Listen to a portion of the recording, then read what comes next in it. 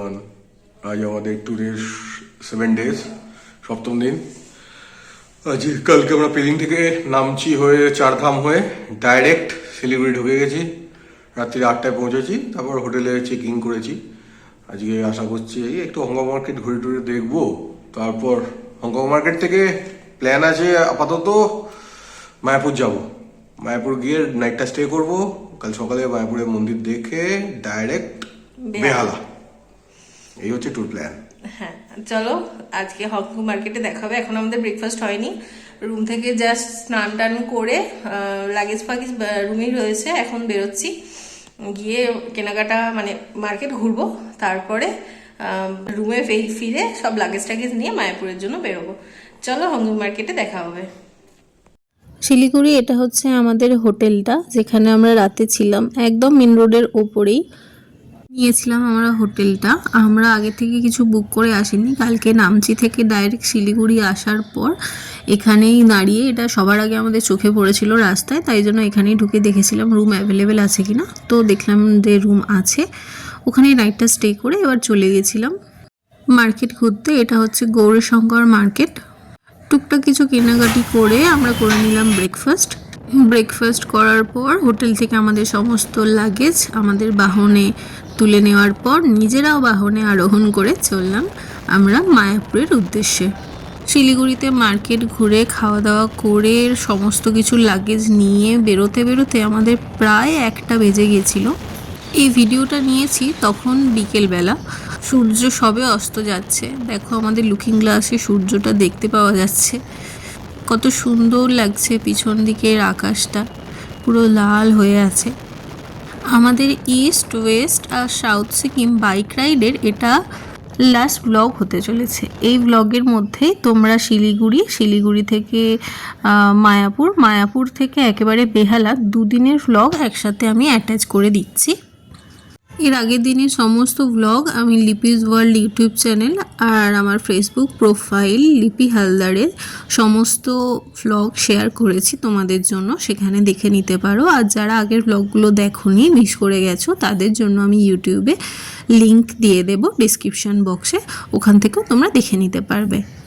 আমরা আমাদের এই বাইক রাইডের ট্যুরে প্রথম দিন বেহালা থেকে শিলিগুড়ি থেকে শিলারিগাঁও থেকে গ্যাংটক থেকে ছাঙ্গু নাতুলা সব ঘুরে রাবাংলা হয়ে পেলিংয়ে গেছিলাম। পেলিং থেকে নামছি আমরা শিলিগুড়িতে। সমস্ত ব্লগ কিন্তু তোমরা পেয়ে যাবে। এটা হচ্ছে আমাদের রাতের ডিনার। রাস্তায় একটা ধাবায় আমরা খেয়ে নিয়েছিলাম খাবার। ঘড়িতে তখন বাজে 11টা 54 যখন আমরা হাই রোড থেকে ঢুকলাম মায়াপুর রোডে। আমরা আমাদের ডিনারটা আগেই সেরে নিয়েছিলাম রাস্তার ধারের একটা ধাবায়, কারণ আমরা বুঝতেই পারছিলাম যে মায়াপুর ঢুকতে আমাদের অনেকটাই রাত হবে, আর অত রাতে কিছুই পাওয়া যাবে না হয়তো মায়াপুরে খাবারের জন্য। তো আমাদের ডিসিশনটা ঠিকই ছিল, কারণ আমরা যখন গেলাম তখন চারদিকটা ভীষণ শুনশান ছিল জায়গাটা, তোমরা দেখলে বুঝতেই পারবে। আর মায়াপুর যে মন্দিরের যে চত্বরটা, শুধু মন্দিরের উপরের চূড়ায় একটা লাল লাইট জ্বলছিল, তাছাড়া আর কিচ্ছু দেখাই যাচ্ছিল না অন্ধকারের মধ্যে। আমরা ওইভাবেই গেছি আমাদের হোটেল রুমে। আমরা কিন্তু হোটেলটা আগে থেকে কোনো বুক করে যাইনি, আমরা যেখানে নাইটটা স্টে করব। আমাদের হাতে বেশি সময়ও ছিল না। বড়মশাই যতক্ষণ বাইক চালাচ্ছিলেন ততক্ষণ আমি নিজেই সার্চ করে দেখলাম যে মায়াপুরে একদম মন্দিরের কাছাকাছি একটা ভালো হোটেল কিন্তু রিজনেবল প্রাইসে পাওয়া যায় কোথায়। 2-1 জায়গায় ফোন করার পর আলটিমেটলি আমরা যে হোটেলে ছিলাম সেখানে ফোন করে আমরা যেটা সিলেক্ট করেছিলাম হোটেলটা, সেখানে ফোন করে আমি আগে থেকেই বলে দিয়েছিলাম যে আমাদের পৌঁছতে কিন্তু একটু রাত হবে, তো তখন রুমটা পাওয়া যাবে কিনা। তখন ওনারা বললেন না, কোনো প্রবলেম হবে না, গাড়ি পার্কিংয়ের জায়গা আছে, আপনারা নিশ্চিন্তে আসুন। তো আমরা সেই উদ্দেশ্যেই যাচ্ছিলাম। রাস্তাটা একদম শুনশান জনমানবহীন হলেও আমাদের অভ্যর্থনা করার জন্য কয়েকটা শেয়ালমশাই ছিলেন রাস্তার ধারেই, তাদের সাথে দেখা হলো। তারপর আমরা চললাম হোটেলের উদ্দেশ্যে। আমাদের হোটেলটা ছিল একদম মায়াপুর ইস্কন মন্দিরের কাছেই, মাত্র 2-3 মিনিটের হাঁটা পথ ইস্কন মন্দির থেকে হোটেলটা। দেখো গুগলে ম্যাপে দেখা যাচ্ছে এখন বাজে 12টা 1 আর আমাদের 4.5 কিলোমিটার এখনও বাকি আমাদের হোটেলে পৌঁছাতে। একদম যে মেন গেটের কাছেই আমাদের হোটেলটার লোকেশানটা। রাত্রিরে হাই রোডের ওপরে বাইক চালানোর সময় একটু মনের মধ্যে ভয় করছিল বটে, কিন্তু যখন আমরা হাই রোড থেকে মায়াপুর রোডে ঢুকে গেলাম তখন আর মনের মধ্যে কিন্তু কোনো ভয় ছিল না। যেখানে স্বয়ং মধুসূদন বাস করেন সেখানে আর কিসের ভয়। আর মাত্র 9 মিনিটের পর তারপরেই আমরা পৌঁছে গেলাম আমাদের হোটেলে স্টাফেরা আমাদের অত রাত্রিরেও আমাদের সমস্ত লাগেজপত্র আমাদের রুমে দিয়ে এসেছিল। আমরা দুজনেই ভীষণ টায়ার্ড ছিলাম, তাই রুমে ঢুকেই আমরা ঘুমিয়ে গিয়েছিলাম।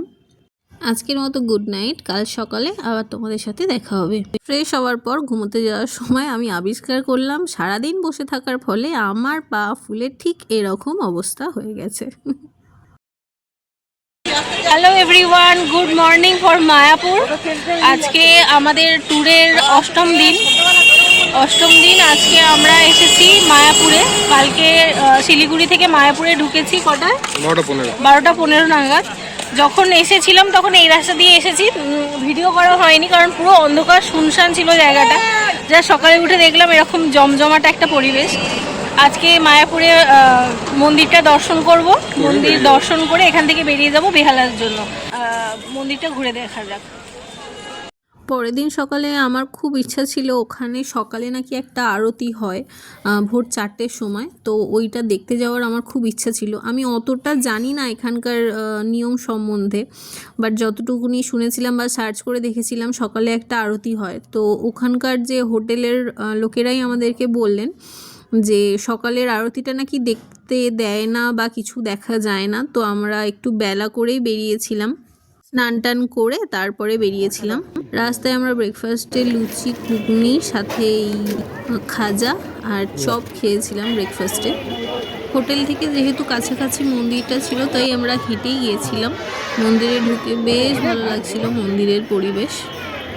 দর্শনটা আমরা ভালো মতনই করতে পেরেছিলাম। সকালের আরতি দেখতে পাইনি ঠিকই, কিন্তু যখন আমরা ঢুকেছি তখন আরতি চলছিল।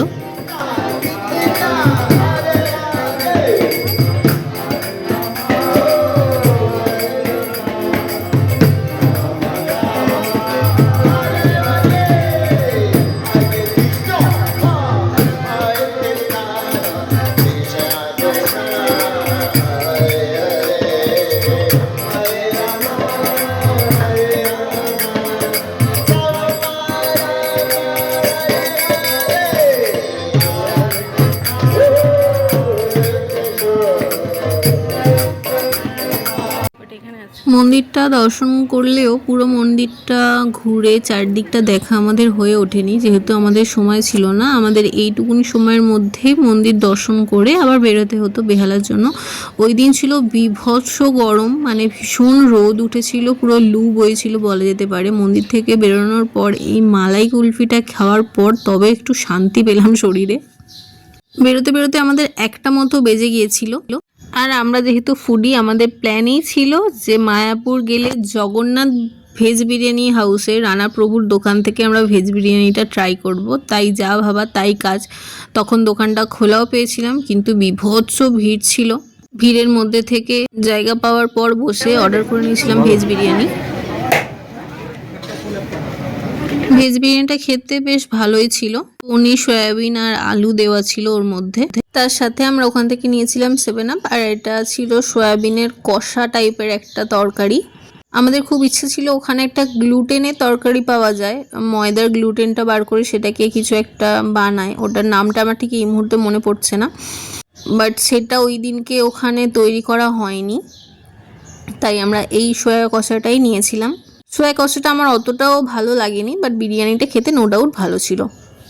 মায়াপুর ঘুরে জগন্নাথ ভেজ বিরিয়ানির ওই ভিড় ঠেলে বিরিয়ানি খাওয়ার পর প্রায় 2টো বেজে গেছিলো আমাদের মায়াপুর থেকে বেরোতে। আমরা আমাদের বাহনে চড়ে চললাম বেহালার উদ্দেশ্যে। দিনটা ভীষণ গরম ছিল, আর দুপুর 2টো নাগাদ ওই উত্তপ্ত গরমে ভীষণই কষ্ট হচ্ছিল আমাদের রাস্তা দিয়ে আসতে। আর এতগুলো দিন আমরা পাহাড়ের ওপরে ঠান্ডা এরিয়ার মধ্যে ছিলাম, যেখানে -8 অবধি আমরা তাপমাত্রা পেয়েছি। সেখান থেকে হঠাৎ করে সমতলের এই গরমটা বিভৎস কষ্ট হচ্ছিল। আর এই হচ্ছে আমাদের বাহনের অবস্থা। আর এই আমাদের ড্রাইভার গাধার পিঠে যেমন চালানো হয়। গাড়ি লোড হয়ে গেছে, গাড়ি টানতেও তো কষ্ট হচ্ছে, গাড়ি বুঝতে পারছি তো, গাড়ি লোড কম হয়ে গেল। চলো ওটো।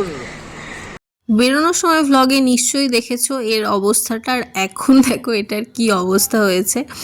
আমাদের লাগেজটা এত পরিমাণ বেড়ে গেছে কেনাকাটা করার পর, আমাদের দুজনের তিনটে করে 6টা সোয়েটার, আর কোনো জায়গা ছিল না তাদের ঢোকানো, তাই জন্য বাধ্য হয়ে বাঞ্জি রোপ দিয়ে তাদেরকে বেঁধে আমাদেরকে বাড়ি আনতে হয়েছে। পুরোটা রাস্তা একটাই ভয় কাজ করছিল, এত লোডের ফলে যদি বাই চান্স ব্যাগটা কোনোভাবে ছিঁড়ে যায় তখন আমরা কিভাবে ওটাকে বাড়ি নিয়ে ফিরবো। বাট লাকিলি ওরকম কোনো প্রবলেম হয়নি। আমাদের স্যাডেল ব্যাগ আমাদের সাথে কোনো রকম বিট্রে করেনি, ঠিকঠাকভাবেই সশরীরে ও বাড়ি ফিরেছে। আমরা 23 ফেব্রুয়ারি সানডে সকাল 6টার সময় বেরিয়েছিলাম আমাদের east West and south Sikkim bike রাইডে।